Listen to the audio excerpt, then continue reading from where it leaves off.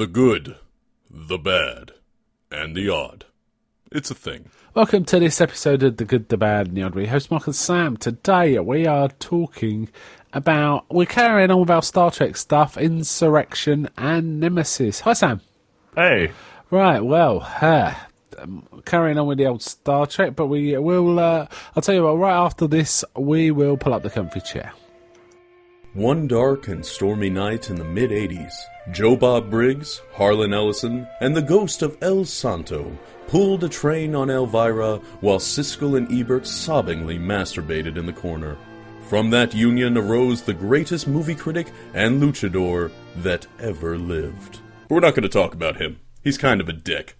Instead, we're going to talk about me, El Goro, the stuttering movie fan and host of the Talk Without Rhythm podcast. Every week on Talk Without Rhythm, I discuss 2 to 3 movies tangentially tied together by a theme. I cover action. I'm the most complete fighter in the world. Sci-fi. Open the pod bay doors, Hal. I'm sorry, Dave. I'm afraid I can't do that. Horror. Oh, no tears, please. It's a waste of good suffering. And the continuing adventures of James Spader, sexual deviant. You're not worried that I'm going to fuck you, are you?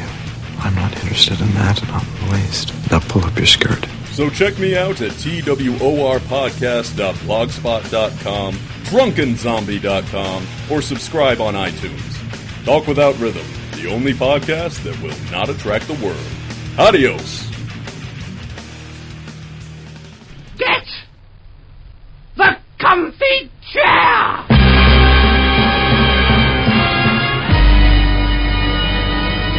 Okay.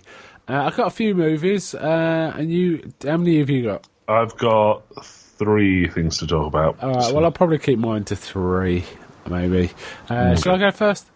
Yeah, sure. I watched Goosebumps, 2015 movie, Jack Black. I was close.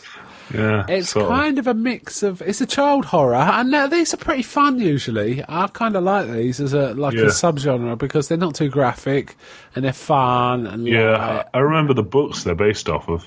You've read them, have you? Yeah, well, when I was a kid. But... Yeah, and it's quite meta, this. It's like the author's in it. Jack Black's the author. He's playing R.L. Stein. That's right, yes. Wow. And all his creations are coming to life, and he's got to figure out a way to sort of close them off. Well, so it's like The Beast from the East and the don't remember Dummy. that one. The Night of the Living Dummy. Yeah. That was definitely key and central. Yeah, that the one. Monster Mask and the... all sorts. There was definitely a few references in it that looked like Stephen King as well. And one of the things is he kept being annoyed by being compared to Stephen King. That was kind of a running joke. But there's definitely at least a Pennywise in it and probably a few other Stephen King things. There was definitely a Pennywise type thing. Anyway, it was kind of a mishmash to me of Jumanji, Gremlins, and a touch of Cabin in the Woods, in like it was referencing other horror. A bit of Army of Darkness, even, and Krampus. It reminded me a bit of Krampus. So, and what I will say about it is, I thought it was okay to start, but it just kept getting better and better as it went on. So it was kind of fun. I definitely, as I say, I definitely saw some references to other sort of 80s horror, I'd say. That was coming up. Pennywise was there. There was definitely a haunted car that looked a bit Christine-like. There was a black one, not a red one. And there was a Pumpkinhead, which I don't think is not Stephen King. I think that's just an 80s horror franchise, right? That was in there, so pretty fun. Give it 7 out of 10. I rather liked it. Yes, enjoyable one, suitable for sort of anyway. I'd say above 8. 9, that kind of thing. That's about the age the books are kind of aimed at. Yeah, I mean, it had a touch of the old Night in the Museum about it too. You know, it was that kind of vibe. So it was pretty good. Whimsical. Whimsical, yeah. So back to you. Okay, now, my first thing is, I recently got Mass Effect 3 again on PC. Wow.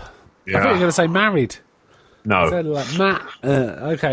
So Mass Effect 3. Wow. Yeah. We had a bit. One of our most popular downloads is your discussion on the ending of Mass Effect 3. Me ranting about the end of it. They kind of fixed it now, but yeah, it's still not optimal, but it's better than it was. Okay. That's all I'll say about that, because I've not really been playing the story, I've been playing the multiplayer. Okay. Because I plan to go I plan to go all through it from the start to third game. Are you taking your time? Yeah. But the thing is, with the multiplayer, it can influence the single player. You can gather resources in a resource in multiplayer, which affects the outcome of the single player campaign. Cool. Yeah, it's pretty fun. Wow, I'm just looking up our Mass Effect one, right? Yeah, it's like 20 or... 28. I think it was, Episode 28, and we're on 440... This will be 446. Wow. Look at that. I mean, I do factor in quite a lot of the Odd One Out shows and the Twin Peaks log and the X-Files and the Kingology. They're all in that. But that's they're still 5 years ago. Yeah. I'm just looking up the specific one so I can get a date. You found a date, have you? No, I checked on it a while ago. It says April the 4th, 2012. Yeah, because that's not long after the game came out. So nearly 5 years. Nearly 5 years. And as I say, that's our 10th most popular download ever. Yeah. That one. So it's not bad. Not bad. It's weird. Some of our popular ones I just wouldn't expect. While I'm here, I'm just going to tell you some. One Punch Man. Just about beats it. Our One Punch Man. I can't say I'm too surprised about that, because that was current. So yeah, another one that we did that's very popular is Stranger Things, which again doesn't surprise me. Current. Skyfall is number 4 on our list. Anchorman is number 3. Anchorman was the week after we did Mass Effect 3. We peaked in 2012, I think. That's what it was. Okay. And then after that, it's for some bizarre reason I cannot figure out. Our number 1 is almost 10 times more than number 2, and that's the Expendables 2 podcast. Wow. I have no idea why that is so popular, but we've got thousands of downloads of that. So how about that? Anyway, that's crazy. I think it must be a spam bot or something. I don't know. It sounds too good to be true. My stats always confuse me, but I've been derailed now. So Mass Effect 3, so you enjoy it? Yeah, playing the multiplayer where you get the idea is it's like you just survive waves of opponents. It's cooperative. So that's cool. I don't mind. I think I'm more happy with cooperative online than... I'm not a big... Online doesn't really appeal to me, but cooperative seems like it would be better than, people just shooting. Competitive. Yeah. It is pretty fun because you get a pretty broad variety of characters, including the joke species from the setting. Okay. So you've got your normal characters, the humans, the Turians, which are giant metal-skinned bird people, Krogans, which are basically humanoid dinosaurs. Then you get Volus, which are spheres. Imagine a ball with little legs, little arms, and it had to be stay in a pressure suit so that they didn't explode. Okay. You can have one of them running around fighting robots, undead zombie, cyborg zombies, these crazy things called the Collectors, and this insane organization called Cerberus. Okay. You can have 4 of them running around beating these villains. So it's really funny to watch. Okay, cool. My next one, and I did discuss on the Good, the Bad on one of our podcasts before, but not as a main film. It was featured on our Nosferatu episode, 164. Okay. This is going to be more like this as we go on, as we accrue more. It was back when I actually used to make a note of what our comfy chair was. I've stopped doing that, so it's been lost. But it was Carry On Spying. This is kind of fun. It's an old black and white one. It was made a year or two after Dr. No and From Russia With Love, and it's the first time Carry On kind of do a parody of something else. They tend to be their own films. Basically, before this one, it tends to be a group of misfits messing up stuff, but they finally come good at the end. You know what I mean? Yeah. It's that kind of vibe. All of the Carry On films up to this point, and this one they've got these inept spies. You know, and there's these Yeah. goofy jokes, and it's funny. They're not just riffing on James Bond. They're doing like The Third Man. They're in Vienna, and there's like a zither playing, and there's all these like code words. You know, the penguins fly south, and all that. Yeah. And it's not one of the best, but it's pretty good, and it's kind of fairly innocent compared to how it was in the later runs, and lots of physical comedy, and it's kind of the bad guy is like an androgyn, like a hermaphrodite called Dr. Crow. She's man and woman, right? And at one point she says, "I am the best of both. I am man and woman." And Barbara Windsor goes, "Oh, you must find it really difficult to get clothes." Something like that. And it's funny, she's like this ditzy blonde, but she's also got a photographic memory, so literally she blinks and you hear a camera clicker, you know, so she remembers things like that. And like they're trying to like interrogate her, but she's like completely immune to any interrogation.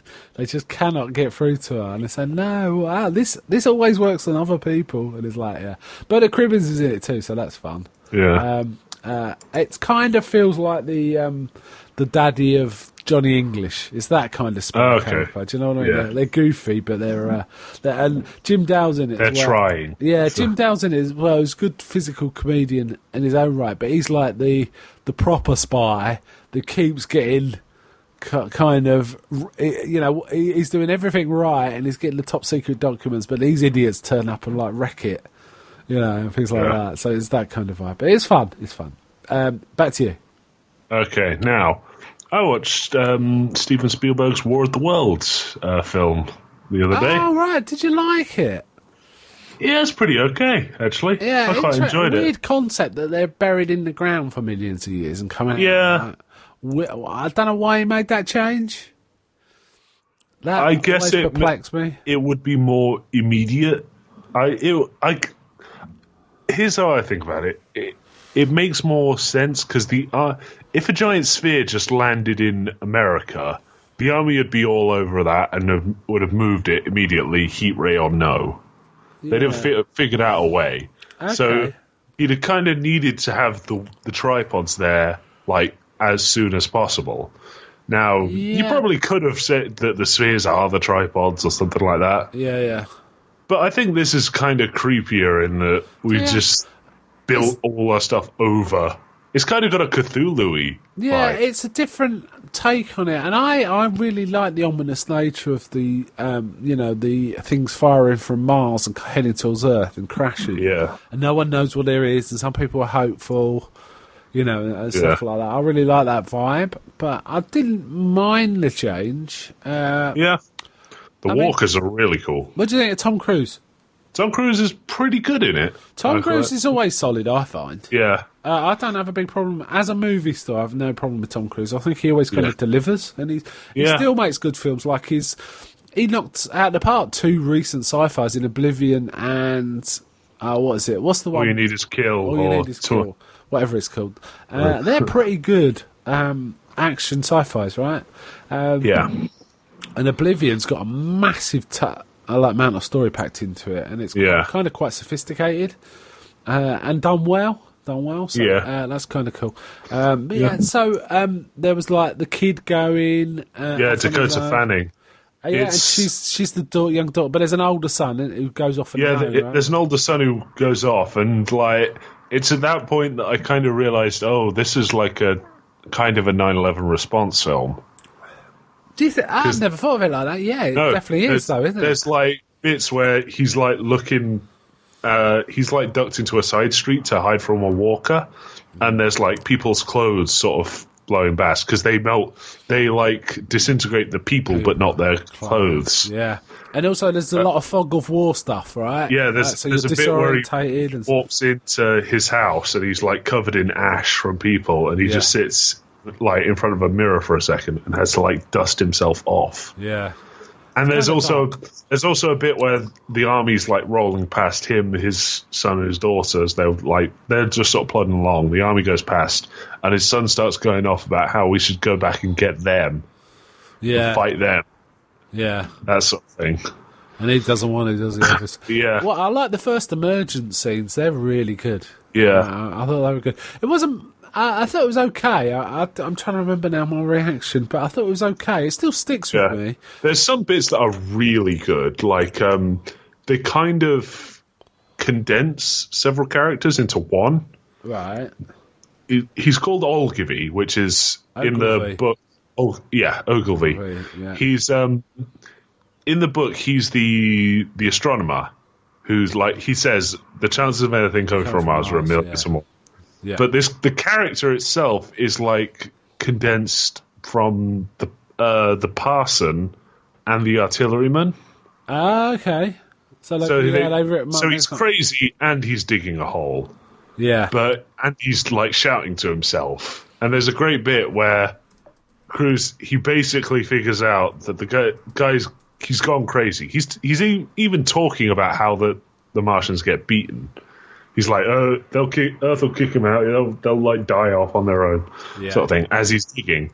But Cruz is like, he picks up a shovel and just walks in, and he goes, "I'm not going to let you put my kid in danger with shouting." Yeah. And the door sort of swings shut, and his daughter's off to the side singing "Hushabye Mountain" from Mary Poppins. How interesting! And you could just hear like whacking sounds in the background and like screams that get cut off. So he kills this guy just to keep his daughter safe. He's a pretty good character in his like sole focus is keeping his daughter alive. Right. Yeah, I mean that's what you would do if you're a parent. Yeah. The Martian designs are also pretty cool. Very different from how they're described in the book. Right. Yeah, they're like... Yeah, they're... have you ever seen the 50s War of the Worlds? Yeah, where they're like humanoid, almost. Just with... Yeah, and they're kind of... Well, it's more the spaceships. They've got raw hair. They've got weird old spaceships instead of tripods, right? They actually kind of... They've got like a sort of periscope. They've got like a... It's like a camera on an arm. Yeah, and also Oh, what? Sorry, you're talking about this version? Yeah, the 2005 version. Yeah. That they will abound. That kind of looks like the Martians in the 50s version. It's got like the three eyes. Yeah. Because isn't in the book it talks about the Martians having a three-eyed colour system eye to see things or something like that. I might be getting mixed up with the films now. Yeah, I think the only real description of the Martians is they're like a brain that's as big as a bear with tentacles. Yeah. It's a bear with tentacles. Very, again, Lovecraft might have taken from that, possibly. Interesting thought that, people... H.G. Wells was envisioning an intelligent life not being a humanoid film. Yeah, and there are bits that I'm kind of disappointed were cut out. Like, there's a bit... Everyone's running to a steam... like a paddle steamer that's going down a river, and I'm like, yes, Thunderchild. Yes. My favourite bit of any adaptation. And it's not in it. Yeah. I have to say, if anyone's not read it, War of the Worlds is a great read. It's a great read. H.G. Wells, he's got some great stories, but my favourite of his is War of the Worlds.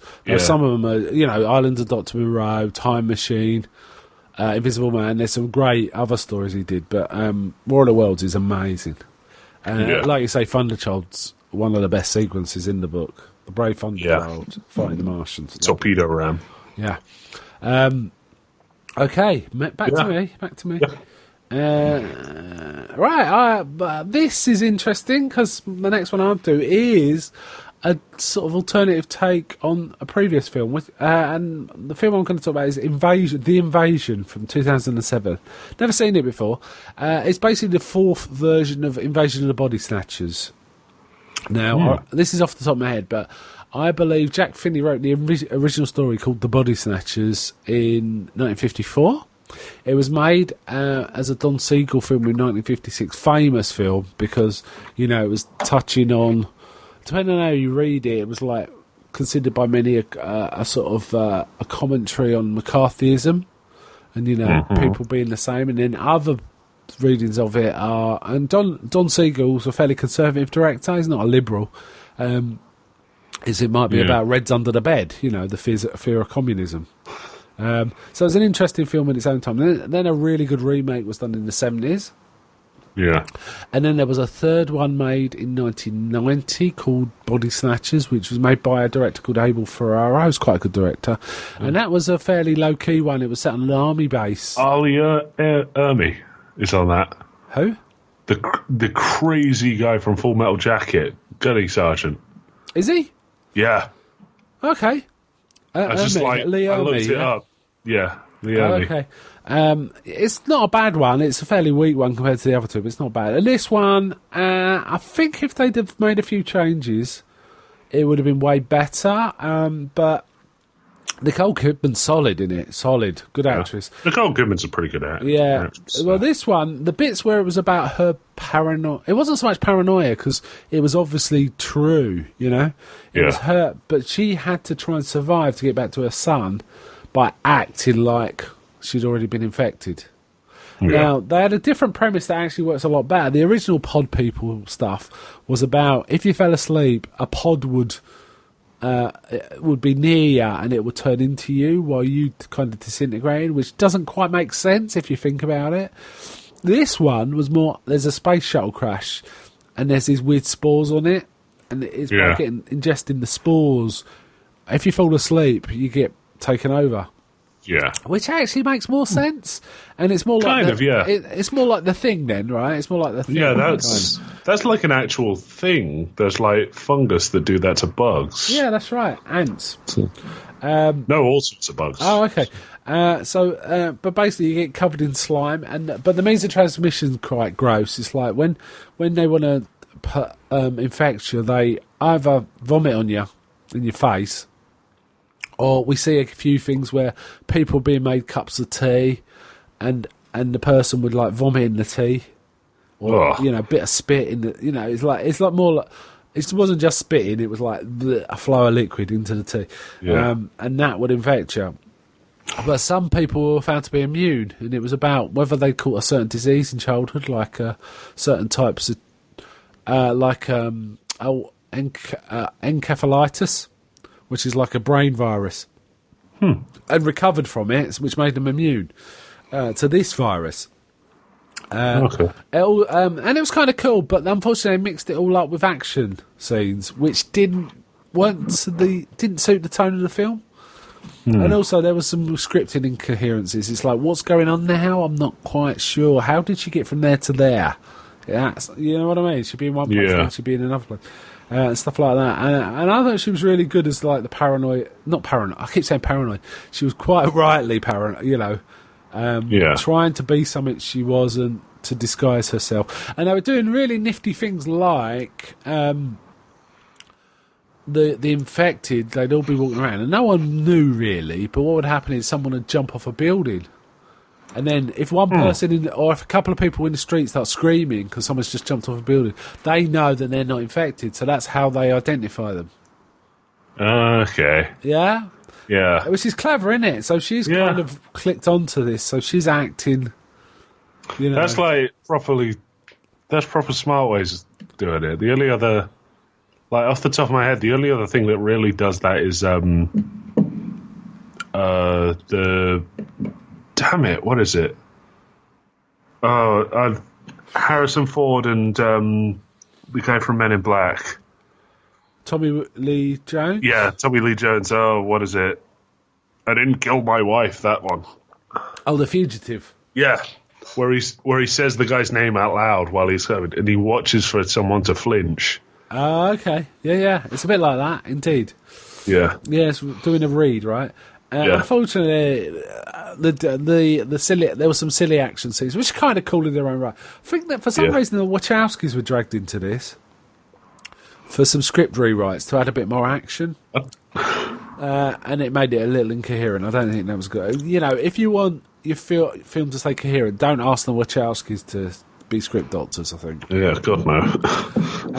And they really copped out at the end, which I'm not going to spoil, but they really copped out at the end, unfortunately. But otherwise, it was fine. 6 out of 10.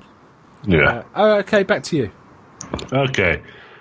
Now I listen/watch to another adaptation of War of the Worlds, the Jeff Wayne's musical version of War of the Worlds. Oh right, you listened to that?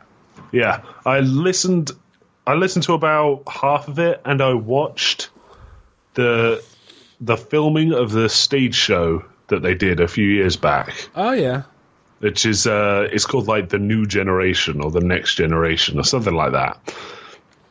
But that one replaces Richard Burton with Liam Neeson. Yeah, I know that one. Yeah, it's actually pretty good, and it's got it's got a whole load of other like added stuff. Like first time I heard about it, I thought it was just they'd redone it and they play it to an audience like live. Okay. But no, it's a full-on stage show. Right. Like they've got actors and they've got a huge tripod that they lower onto the stage at one point. Nice.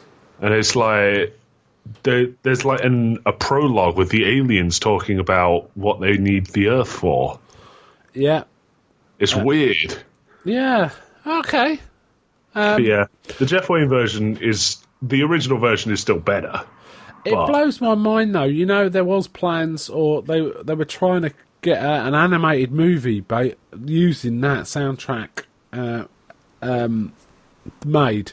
And I even saw animations of the tripods that looked really cool. That was like in the style of, if you get it in vinyl, or in fact, if you get it on CD, there's a little flip book of art, which is really cool. Yeah. I mean, the vinyl's better because it's bigger. The CDs are shrunk now. But, oh man, that would have been a great movie, and they never got off the ground. Yeah. You'd think someone would be dying to back that. Oh, God, yeah. It's one of those things, if Kickstarter had been around when they were trying to do it, that might have been the way to do it, because a lot of people would have invested in that for sure. Yeah. But yeah, it's a great soundtrack as well, isn't it? Yeah. Oh, God, yes. All the little songs, all the lunatics, even like the songs are still kind of popular. Like Gary, what's his name from Take That? Gary Barlow. Yeah, Barlow. He released one of the songs from this, Forever Autumn. Yeah. I think I remember that. Yeah. I prefer the original, but it was okay. Yeah. Yeah, I mean, it's a good soundtrack, isn't it? Yeah. I love it. Anyway, back to you. No, I'm done. So, okay, let's jump up out the comfy chair and get on with it. Get on with it. Yes, get on with it. Get on with it. Okay, the first movie we talked about, I haven't even got sorted on my thingy, but it was Star Trek Insurrection. 1998. Okie dokie. So, this was after the success of First Contact. I nearly said First Blood then. First Contact. I think Jonathan Frakes directed this one as well. Obviously, he did a great job with First Contact, so he directed this one. I think he directed... Well, aside from Generations, he directed all of them. No, he didn't direct Nemesis, I don't think. Didn't he not? No, I'm pretty sure it's someone else on the titles. When we get to it, we'll talk about it then. Right.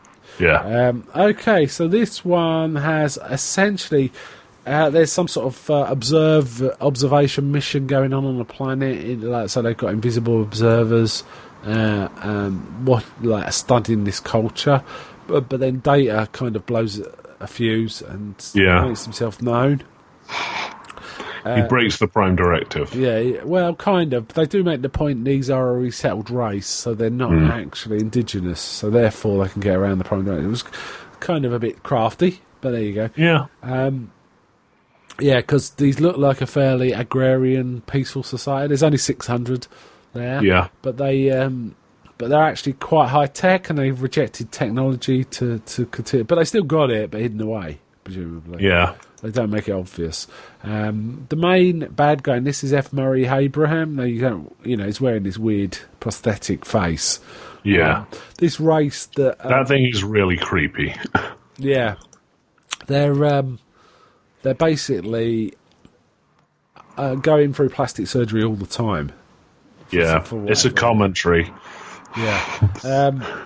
It's not a very good commentary, but it's a commentary. And I think I like the idea. I mean, it's kind of hard to discuss without talking about the central idea, really. But basically, it turns out that they are people that have been thrown out of this place when they were young because they wanted to rebel and see the outside world.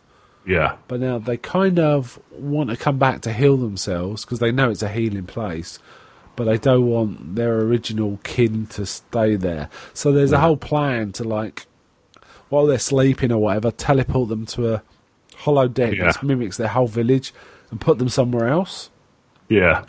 Because these guys claim they got this tech to be able to use this radiation source as a way of invigorating everyone in the Federation. Yeah. It's kind of a Fountain of Youth story, right? Yeah. So we had God previously, now we've got the Fountain of Youth. It's a bit Sinbad-y, really. Yeah. So there's a few other people, but there's no one really, apart from F. Murray Abraham, like the other new people in it aren't that famous, are they? Nah. I think Picard's love interest, she's kind of a striking woman, but I don't recognise her from anything else. But she was pretty good. Nah. And there was a few decisions in this where she's a bit goofy, like she seems to kind of slow time now and again. Yeah, that was so weird. Never explained. No. We also get some comedy shenanigans where the crew are kind of getting young again.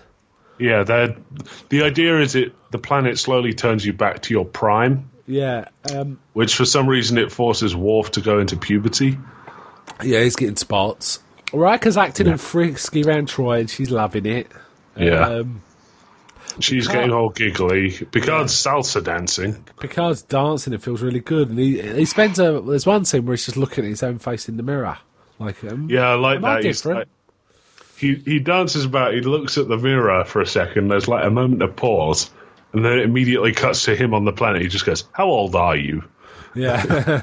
He obviously knows he's been affected in some way. Yeah. It just makes me know. They should have gone full Metal Jacket with this and had him grow his hair back, I reckon. That would come on with an afro. And essentially it becomes a flight for survival, a Moses kind of story, doesn't it? The bad guys, is it the Baku, the bad guys? No. Baku are the Sonar are the bad guys. Sonar. The Baku are the good guys. Basically turn it into no, we're just getting them out, too bad. So they send these drones that basically when they hit you with a little dart, you immediately get beamed up, right? Yeah. So they're basically shooting people, but I thought they were killing them. I was confused, but you correct. Yeah. And apparently they did recut the ending a few times. I can imagine the ending wasn't that. It wasn't memorable, nor was it very good. Well, apparently the first draft had something to do with the Romulans, which I don't get at all. What? Yeah, the blood feud makes more sense, doesn't it, than an alien race just being dicks. And apparently the whole subplot of Jean-Luc Picard's romance was added quite late too. Though I wouldn't know it. It felt reasonably well integrated to me. What did you think of the CGI? The CGI really wasn't too great. It wasn't great, was it? It was better in the second one. It's like they did it a bit on the cheap. Yeah, there's a bit where they have this woman demonstrates her ability to slow down time, and they do it by having a hummingbird in front, like right in front of the camera. But the hummingbird looks awful. Yeah, didn't do too well. So it made a reasonable amount of money, certainly enough to get another sequel going. Basically, the responses were mixed. Pretty much everyone praised Patrick Stewart. Really surprised there. And Jonathan Frakes' direction, I think it was okay. But it does feel like a long episode of the show, kind of, doesn't it? Yeah. It's like what I said about I think it was the fifth film I said it's about. It's like it's a long, not very good episode of Next Gen. Yeah. I thought it was an average episode, I'd say. It wasn't a top elite one or anything like that. But I had to say, I did have a few laughs at the getting young stuff. The one that made me laugh the most was when Riker decided to shave his beard off. And Data says, he says something like, "Can I feel your skin?" And he feels where his beard was, and he just kind of shakes his head and walks off. Yeah. That did make me laugh. I did enjoy, there's a bit where Troy and Crusher are talking to each other. And Troy just goes, "Have you noticed how your boobs have got firmer?" Yeah. And Day's like standing nearby. He's like, looks at them confused for a second, puts down what he's doing, walks off, and goes over to Worf. And Worf's just sort of grumbling to himself at that point because he's not been allowed to shoot stuff, and he's going through Klingon puberty. Wow. So he's going aggressive. And Data just walks up and goes, "Have you noticed your boobs have gotten firmer?" And Worf's just like, I did notice that Troy's accent keeps slipping into like London, because she has like this weird, in the TV show, she has like a weird mid-Atlantic kind of accent, but in these movies, she slips into like London. She's from London, you see, so the East End as well, so she kind of keeps slipping into that now and again, which makes me laugh. I kind of like the plotting. It didn't overstay its welcome, I don't think. I thought that it was okay. Though I think I got a bit confused in the final act, where it was all about fighting on the big, bomb thing that was going to change the planet forever. That got a bit confused, but up till there, it held me pretty solidly. These next gen films do really enjoy having Picard stuck on like some exploding ship fighting the villain, fist fighting the villain. Yeah, they did that in the. They did it in Generations too, but they did it in First Contact. In Generations, they did it in First Contact. It was deliberately written that way so it would happen, but it didn't feel coherent to the story, him doing that in this one. So it was kind of like, we can shoot this thing, or... Yeah, it was weird. So I did like the old blood feud when it was revealed it was a blood feud. That was kind of cool, and also the admiral that was kind of siding with the bad guys because he wanted to help the Federation. I think there was some interesting points there when the bad guy says your Federation's being attacked on all borders. You're weak. You need reinvigoration. I thought that rung true. That kind of worked for me. It certainly did ring true because at this point the Dominion War had started in the show. Yeah, so that rung true quite well. So it was kind of cool. So that worked. Also, it says here on Wikipedia, Patrick Stewart was always not happy with Generations because he felt it was too much like a TV episode. And he wanted Picard to be a movie hero, which he felt he was redefined as in First Contact. Yeah. And he was concerned that in this film he was returning back to being a TV hero. And he felt the best way to make him a movie hero is to having a strong ethical stand against something, which he does have. He does have in this. Yeah. He's saying, it's a shame it's like, as people bring up online, it's the exact opposite ethical stance that he's had in the show before. So yeah, maybe. But he keeps going about forced relocations never end well. Hitting that particular nail on the head, doesn't he? And then he proceeds to lead a forced relocation, which ends well. Yeah, kind of cool. And they kind of all make friends, kind of, a bit, apart from the real bad, right? It's kind of works like that. It wasn't great, but it was okay, really. It really wasn't fun to watch. Did you not enjoy it at all? No, I just kept getting bored. It's like... Because, they got drones, so there's basically no threat to the protagonists, really. Yeah. It's like how the battle droids at the start of Star Wars 1. Yeah. They just, they're not even an issue to fight against. Like, they casually pot-shot them at one point. There's no peril, really, is there? No. I mean, Wolf's enjoying it because he's taking that. But we also get to see the Doctor and Troy being badasses in this, which doesn't feel right. It really doesn't. No. I felt it was okay for the first couple of acts, but the plotting started to feel a bit rushed and forced. And I think the third act really got away from it. I think the rest of the film was reasonably tight. But the third act felt like it was going on a bit, even though it wasn't that long a film. I also felt Starfleet, it just felt very un-Starfleet what they were doing. Well, it wasn't Starfleet, it was this rogue just admiral. One general. Yeah, maybe. Okay, let's wind this one up then. So, what would you give this out of 10? I'd give it a 5. I'll give it a 6. I think it was a little better than a 5. Just. Okay. So, let's move straight on to Nemesis. This had a lot of potential. Yeah. We got Tom Hardy, young Tom Hardy, as a young Picard clone, in effect, in Shinzon.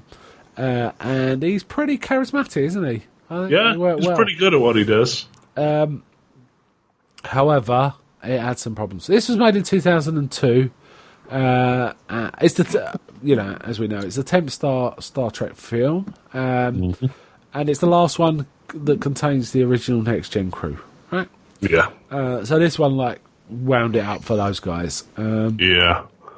I kind of like that they brought the Romulans in on this one because we've had the Borg, right? They're not really an often used villain for they're seen as I say that the next film, in fact, used the Romulans as villains, but yeah, that's true. But in this, they're kind of because they're a mysterious and unknown quantity, really, aren't they? You can't really trust them. Is the idea?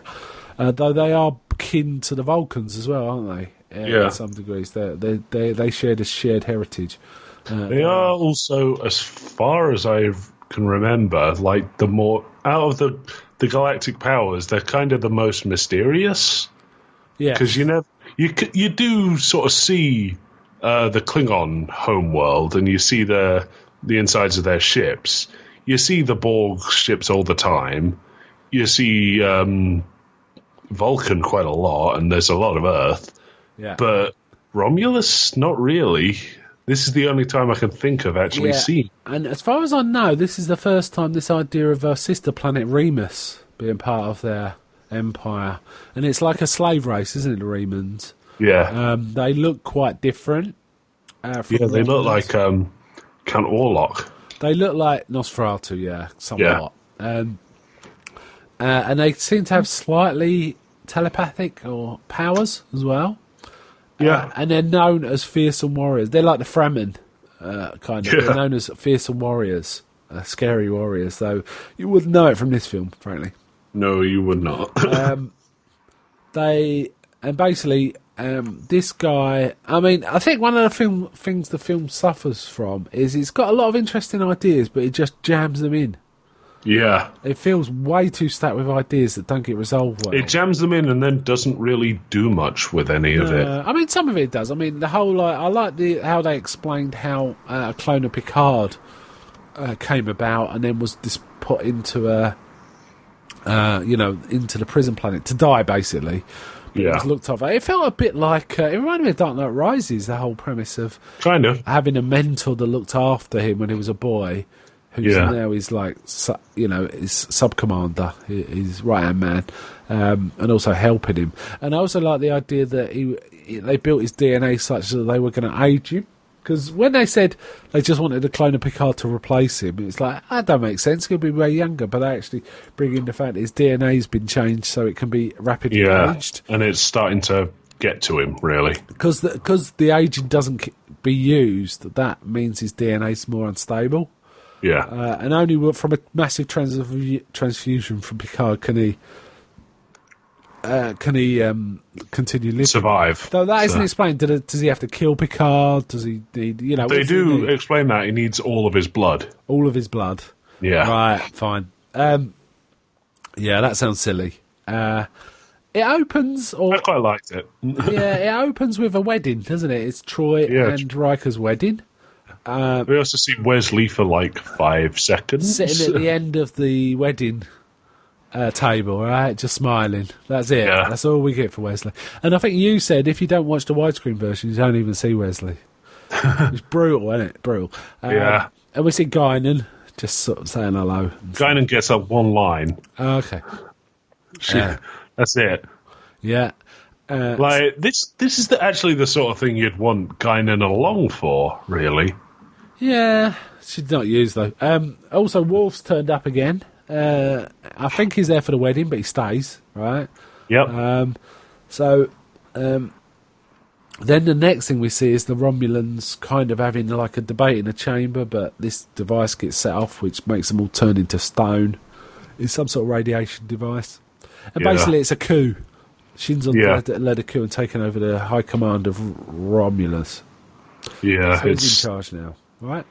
That's actually a pretty cool coup. He just wipes out all of the leaders. So he just there's no one to stop him, so... Yeah, and there's like a female vice commander who kind of tries to sort of, get close to him, cozy up to him, but he won't have it, will he? So he says, if you want to cozy up to me, if you want to get my good books, you've got to do this. You've got to kill this guy, it's that kind of thing. Yeah. So Shinzon's in charge. Then we get a bit of to and fro where Shinzon and Picard meet. Yeah, I actually quite liked all that. Yeah, that was kind of cool. Apparently, this film suffered from dozens of rewrites, and no one actually liked the final script. Yeah, I can see that. His budget was $60 million, and it made 67. So, with marketing, it would have made a lot. I mean, I'm sure it's in the black now with DVDs and stuff, but it made a loss. I would have, I imagine, because it only made a bit more than it cost. And I think at the time it was getting quite bad reviews. Right, but one thing we do see at the beginning is like a Mad Max section where the captain gets to fly a new ship called the Argo, right? And it's got like a dune buggy. He gets a buggy. And they drive. Because Patrick Stewart likes buggies. It's really weird to see a film with Tom Hardy in, and it's basically Mad Max, right? Yeah. And there's the whole thing about him being the bold leader of like a revolutionary thing from a pit. So yeah, that's true. So a bit of Bane. Yeah. They go to this planet because they're finding positronic readings, and they basically find something that looks like data in parts. There's 6 parts. Yeah. And it's basically bait. We know it's bait. It's obvious it's bait. Yeah. Because they're being chased. But why they're being chased, I'm not sure, because they want the new android, who's called B4, to be found. So I don't know why they bother chasing. But there you go. It's a bit of bad plotting, right? Maybe it's for them to think, there was bait to trap us, but we got away. So that might explain that, actually. So there is it. We also see Janeway appear as an admiral. Yeah, for like about 30 seconds. Which is odd. She's saying she doesn't know. They've got to try and keep peace with the Romulans, but they don't know what this new Shinzon leader's like. So it's like a diplomatic mission. So Picard's talking to. But basically, the Shinzon turns into like this. I want to kill Picard. I want to. There's some good lines in it. There's one point he says, "I'll know something like I'm not going to be the Echo." He says the echo will overtake the voice. Yeah, that's kind of cool. Basically, he's got this complex about Picard overshadowing him, so he has to become more famous and powerful than Picard. So there's that. It's kind of almost like a daddy issues, but I guess this will be brother issues. I don't really know. So there's that element to it as well. And there's some goofy stuff in this. There's one point Picard thinks he has to go over to the other ship, so he orders himself beamed over. No one else. I'm just going to go with a gun. It's like, it's ridiculous. But again, we get Patrick Stewart running around with a gun, right? Shooting these super warriors that are rubbish. Basically, they've got the same aiming abilities as stormtroopers, right? We get all that nonsense. What was your overall feelings about the film? I think it had a lot of potential. It had a lot of good going for it at the start, but they kept squandering it, and then they kept pointing it out in the film. Yeah. Like, there's bits where Shinzon catches Picard, he locks him up, and then just leaves. He doesn't do this blood transfusion thing that he needs to happen. Yeah. He just leaves. And also, sorry, go on. And then he goes to sit and brood on his chair for a bit, and then his advisor comes out and says, "You're just wasting time." Yeah. And he just gets told to shut up. Yeah, and when he gets Picard in the same room, he tries to kill him. He doesn't try and capture him. He tries to kill him. Because Picard takes out everyone in the room, apart from him, for a start, which is a bit weird. But then they kind of have a fight, and he kind of, there's a man-on-man fight, right? Yeah, my feeling about the film was it was really let down by a lot of it quite bad writing and plotting, and it was very baggy. It felt like it should have lost 20 minutes. Yeah, and it was kind of got a bit confused. There's a lot of just pushing. There's a lot of space fighting where they're just pushing the buttons. The space fight is pretty good, I have to say. Yeah. It's pretty good and fun, and good CGI actually. Yeah. And I like when the Romulans turn up to help Picard, and so there's 3 ships flying. Yeah, especially like how they're doing it. They're thinking tactically. They're firing low-powered phasers in all directions, randomly to try and find where the cloaked ship is. Yeah, when they find it, they unload everything on it, right? Yeah. I think the Picard discussions were pretty good, but could have been way better with a bit of better writing.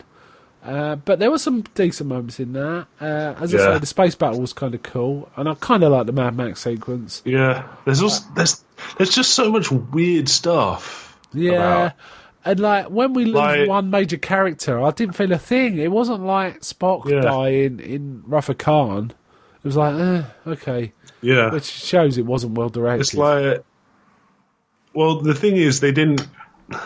In Wrath Khan, they didn't have another Leonard Nimoy walking about the entire film. Yeah, that's true. Yeah. Because we get a data clone walking around. Yeah. It's supposed to be like a plant to get info, right? And they use him straight away because they spot him. Imagine watching Wrath of Khan and then they added on the end of Search for Spock to the very end of it, where he takes off the hood. Yeah.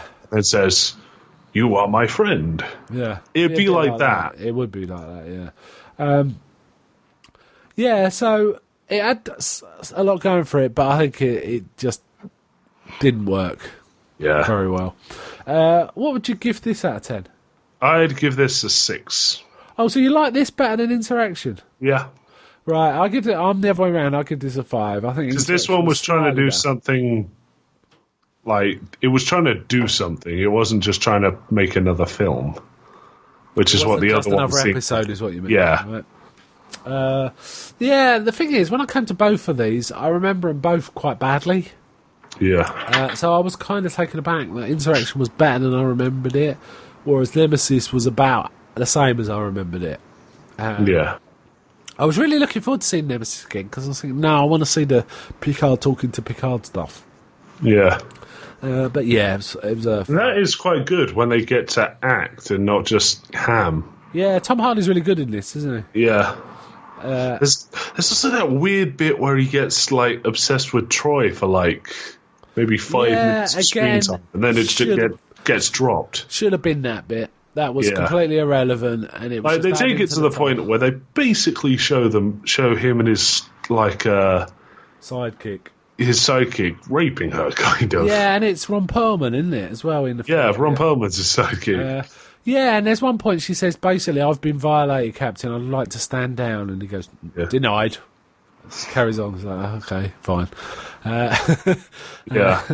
Bit brutal, but there you go. Yeah, so it was not great. Next time we come to Star Trek, we're going to be covering Galaxy Quest and the reboot of Star Trek, right? So we're putting Galaxy Quest in Funny thing is, a lot of people put Galaxy Quest in the Star Trek lineup just so the even good, odd, bad order makes sense.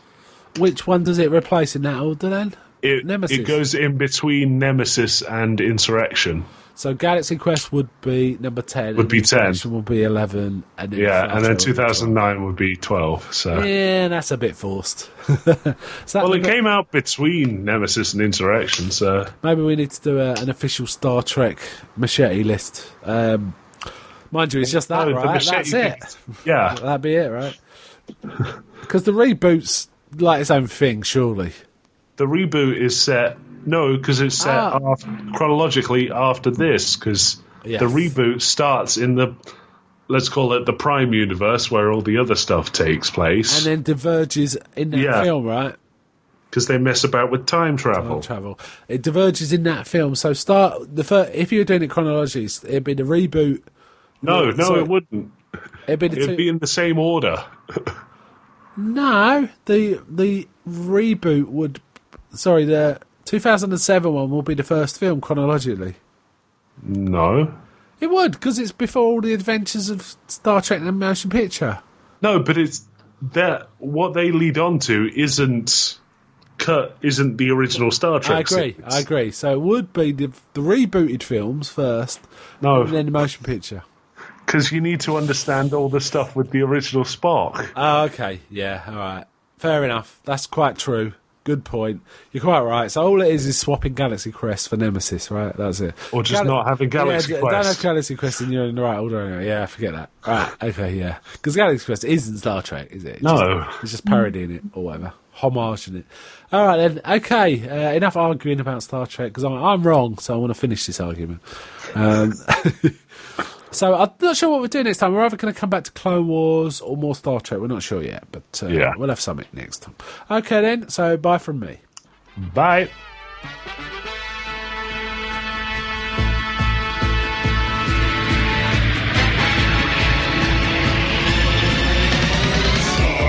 Trekking across the universe. On the Starship Enterprise under Captain Kirk. Star trekking across the universe. Slowly going forward 'cause we can't find reverse.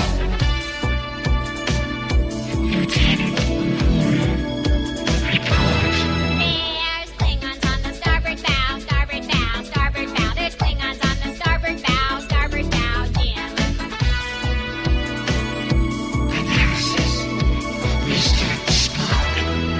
It's life, Jim, but not as we know it. Not as we know it. Not as we know it. It's life, Jim, but not as we know it. Not as we know it. Captain. There's Klingons on the starboard bow, starboard bow, starboard bow. There's Klingons on the starboard bow, Jim. Star trekking across the universe. On the Starship Enterprise under Captain Kirk. Star trekking across the universe. Slowly going forward, still can't find reverse.